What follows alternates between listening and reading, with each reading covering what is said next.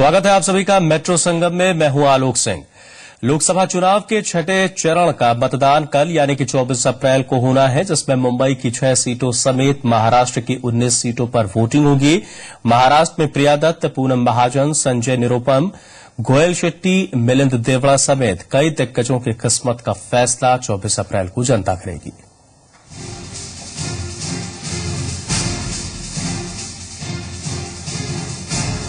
किसकी होगी मुंबई? क्या मुंबई की जनता पर है मोदी की लहर का असर? क्या आम मुंबई कर कांग्रेस पर अपने भरोसे की मुहर लगाएगा?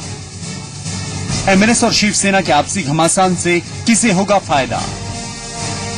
मुंबई की लोकसभा सीटों पर इस बार की सियासी समीकरण कई मायने में अलग है। इस बार शिवसेना, बीजेपी और कांग्रेस एनसीपी गठबंधन के साथ ही एमएनएस ने मुकाबले को बहुकोणीय बना दिया है। मुंबई नॉर्थ सीट पर कांग्रेस के मौजूदा सांसद संजय निरुपम और बीजेपी के गोपाल शेट्टी के बीच मुख्य मुकाबला है। मुंबई नॉर्थ सेंट्रल सीट पर कांग्रेस ने फिर से प्रिया दत्त को ही उतारा है, लेकिन उन्हें इस बार प्रमोद महाजन की बेटी पूनम महाजन कड़ी टक्कर दे रही हैं। मुंबई साउथ की सीट से कांग्रेसी सांसद मिलिंद देवड़ा फिर मैदान में है और उनका मुकाबला शिवसेना के अरविंद सावंत से है। मुंबई साउथ सेंट्रल सीट पर कांग्रेस के टिकट पर फिर से एकनाथ गायकवाड़ चुनाव लड़ रहे हैं। मुकाबला है शिवसेना के राहुल शिवाले से। मुंबई नॉर्थ वेस्ट सीट पर कांग्रेस के गुरदास कामत और शिवसेना के गजानन कीर्तिकर एक दूसरे को चुनौती दे रहे हैं। मुंबई नॉर्थ ईस्ट सीट पर बीजेपी के कद्दावर नेता किरीट सोमैया की टक्कर कांग्रेस के सहयोगी एनसीपी के संजय दीना पाटिल से है। 2009 के चुनाव की बात करें तो मुंबई की सभी 6 सीटों पर कांग्रेस एनसीपी गठबंधन ने कब्जा किया था, लेकिन इस बार चुनावी समीकरण अलग है। राज ठाकरे की एमएनएस ने जहां मोदी को पीएम बनाने के लिए समर्थन देने का ऐलान कर दिया है, वहीं उनकी ओर से बीजेपी के खिलाफ कैंडिडेट नहीं उतारे गए हैं।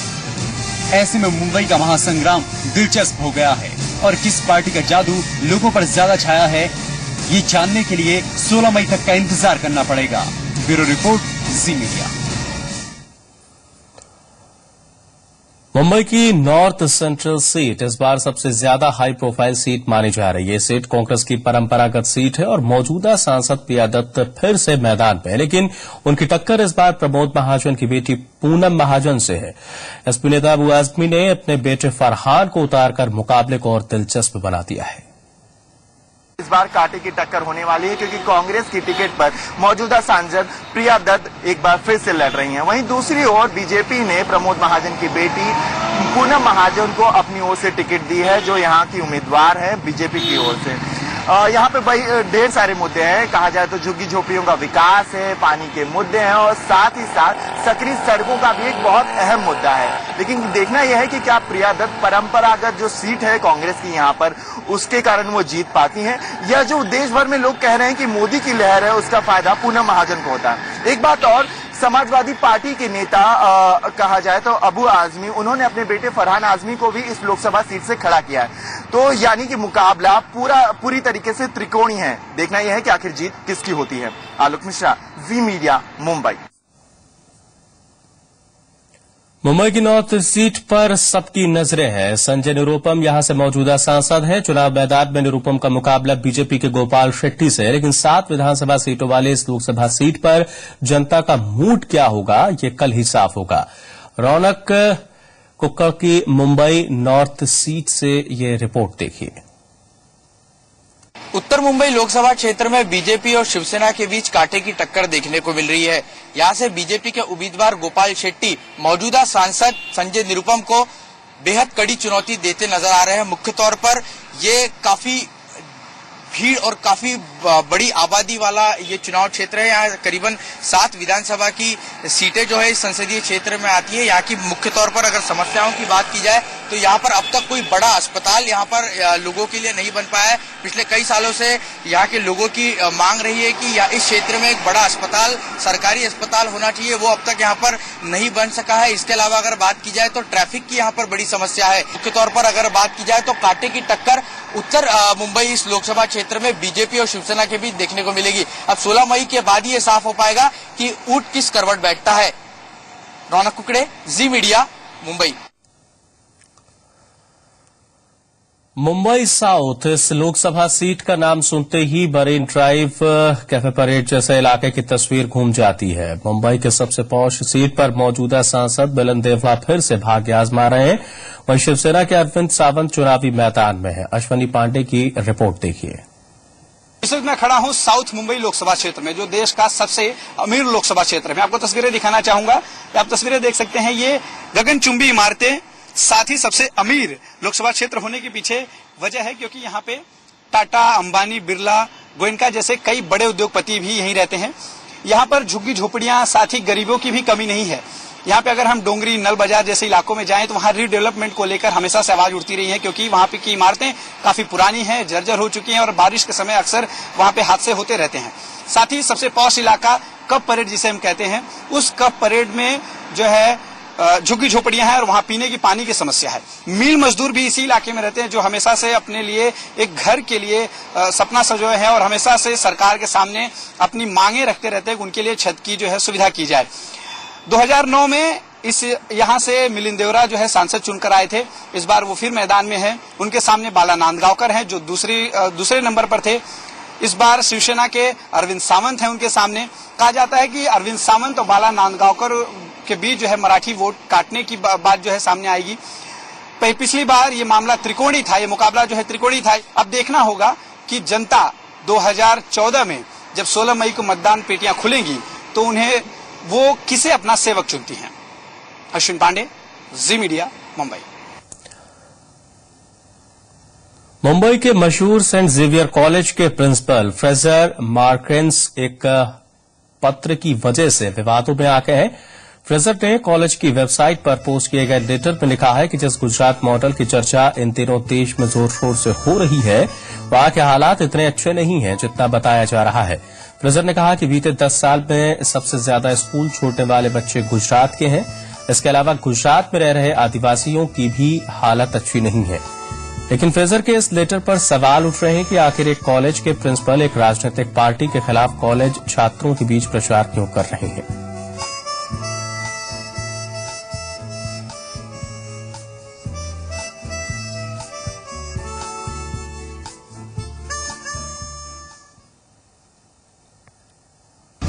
सेंट जेवियर के प्रिंसिपल के रुख को लेकर कांग्रेस और बीजेपी आमने सामने हैं। कांग्रेस ने जहां प्रिंसिपल के पत्र का समर्थन किया, वहीं बीजेपी ने इसकी निंदा की है और कहा है कि छात्रों के बीच में राजनीति ठीक नहीं है।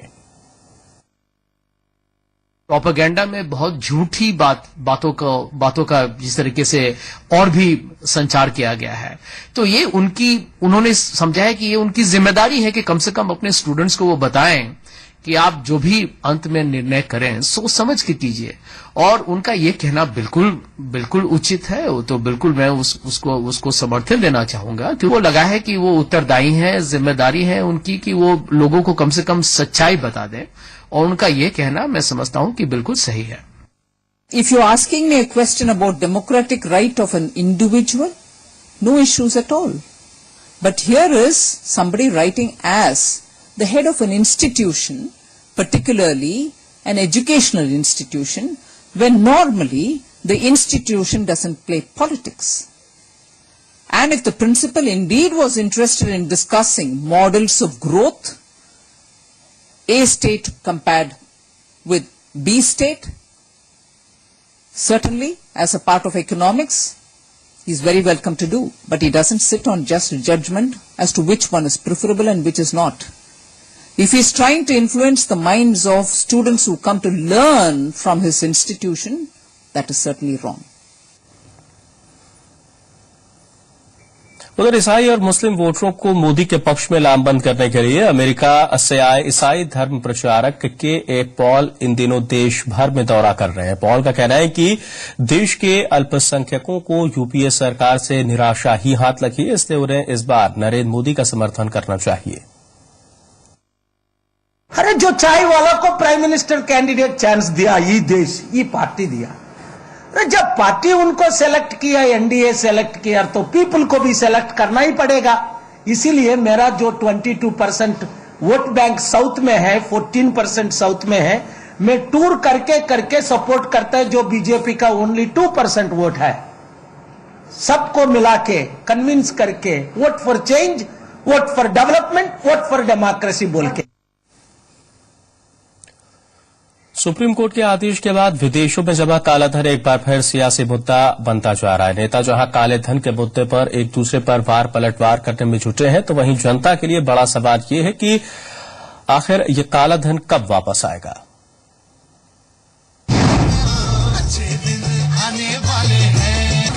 हर हाथ शक्ति, हर हाथ तरक्की।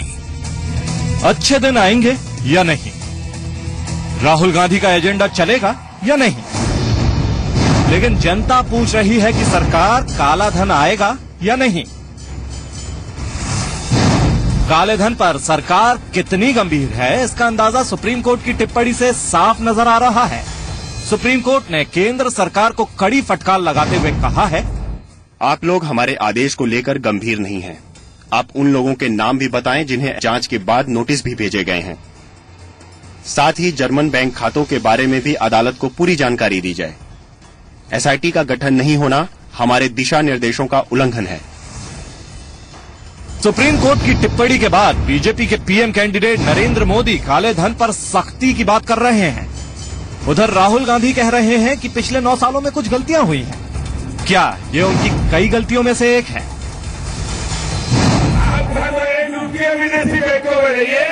आप मना क्यों करोगे? तो मना कौन करता है? मना कौन करता है? कांग्रेस पार्टी मना करती है काला धन लाने के लिए। भाई, everybody agrees on the question of Swiss banks. Nobody disagrees. I saw a TV program. I don't watch much TV, but I saw a TV program yesterday where there was a discussion going on about whether there was X amount of money in the Swiss bank or Y amount of money. Doesn't matter. We all know there's money there. काले धन को लेकर सरकार और सरकारी एजेंसियां कितनी गंभीर हैं, इस बात का अंदाजा इससे लगाइए कि जी मीडिया के ऑपरेशन हवाला में मीट कारोबारी मोइन कुरैशी के काले कारोबार का खुलासा होने के बावजूद अभी तक कोई ठोस कार्रवाई नहीं हुई है। अभी तो मोइन कुरैशी का भी नाम आया है ना इसमें, जो एक बहुत बड़ा मीट एक्सपोर्टर है और 10 जनपद का एक राइट हैंड व्यक्ति और 4 कैबिनेट मिनिस्टर उसमें सम्मिलित है। तो काले धन वालों के नाम ये क्यों बताएंगे? मुझे तो ऐसा लगता है सबसे ज्यादा काला धन नेहरू खानदान का है। Moin Qureshi's records, call records, have been recorded by the income tax department. I think country has a right to know what the content of those conversations are. काले धन को वापस लाने की सबसे बड़ी जिम्मेदारी हुक्मरानों और नेताओं की है, लेकिन नेता खुद एक दूसरे पर ही ब्लैक मनी के इस्तेमाल के आरोपों में उलझे हुए हैं। बड़ी मात्रा में काले धन का इस्तेमाल हो रहा है। नरेंद्र मोदी जी की वो छवि दिखाने की जो हकीकत से बहुत अलग है। बात चाहे जी मीडिया के ऑपरेशन हवाला की हो या फिर हवाला कारोबारी हसन अली की, काले कारोबार से जुड़ी हर जांच सवालों के घेरे में है। लेकिन जनता को अपनी मेहनत की कमाई जानने का पूरा हक है कि आखिर कब आएगी इस देश की ब्लैक मनी। साक्षी प्राशर के साथ ब्यूरो रिपोर्ट, जी मीडिया। नोएडा पुलिस ने एक ऐसे शख्स को गिरफ्तार किया है जो अपनी शातिराना चाल से कई लोगों को लाखों का चूना लगा चुका है। आरोपी साइबर क्राइम का वो माहिर खिलाड़ी है जिसने कईयों की गाढ़ी कमाई पल भर में उनके अकाउंट से हैक कर ली थी। कैसे ये हैकर लगाता है लोगों को चूना, देखिए इस रिपोर्ट में। वो बेहद शातिर है, वो हाईटेक चोर है। उसके निशाने पर होती है आपकी जीवन भर की गाढ़ी कमाई। ऐसे अकाउंट हैकर से बच के, जी हां, ये उस शख्स की पहचान है जो अब से पहले न जाने कितनों को अपने शातिर कारनामों से लाखों का चूना लगा चुका है, लेकिन आज वो पुलिस की गिरफ्त में है।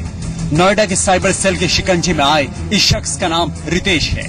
पुलिस की माने तो कई नाम और पहचान के साथ रितेश साइबर अपराध का वो माहिर खिलाड़ी है जिसने कईयों की गाढ़ी कमाई पल भर में उसका अकाउंट हैक करके चुरा ली। कॉल सेंटर में काम करने वाले रितेश के निशाने पर होते थे मध्यम वर्गीय लोग। रितेश किसी शिकार को फंसाने से पहले ज्यादा मुनाफे के साथ इंश्योरेंस पॉलिसी देने का वादा करता था और फिर ग्राहक का झांसा देकर उसके अकाउंट की जानकारी लेता था, जिसके बाद शुरू होती थी अकाउंट हैक कर ग्राहक के रुपए पर सेंधमारी। रितेश की इस जालसाजी का खुलासा तब हुआ जब एक रिटायर्ड डीजीएम ने अपने अकाउंट से 14 लाख रुपए के गायब होने की शिकायत दर्ज कराई। ये मामला है, ये दिनांक 15/3 को ये वादी है श्री नरेश चंद्र सेक्टर 20 थाने पे आके इन्होंने ये सूचना दी थी कि उनके यूनियन बैंक ऑफ इंडिया के खाते से करीब 14,35,000 रुपए और एक दूसरे खाते से 16,000 रुपए का ट्रांजैक्शन एक HDFC बैंक में हुआ था और इस पे एक मोबाइल का भी उन्होंने जिक्र किया था जिससे कि ये हैक करके किया गया था। उस सूचना पे सेक्टर 20 पे